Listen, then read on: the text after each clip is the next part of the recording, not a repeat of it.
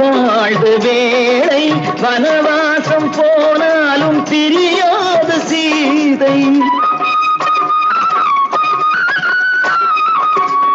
மாலை சூடி வாழ்ந்த வேளை வனவாசம் போனாலும் பிரியாத சீதை. ராமநாமம் தந்தராகம் லவனாக குசனாக உருவான கீதம். மாமன் என்று சொல்ல ஓர் அண்ணன் இல்லை அங்கே, அந்த அண்ணன் உண்டு இங்கே நள்ளி வழங்க. மல்லிகை முல்லும் பொன்மொழி கிள்ளை அன்பு கோயெல்லும் உன்னை போ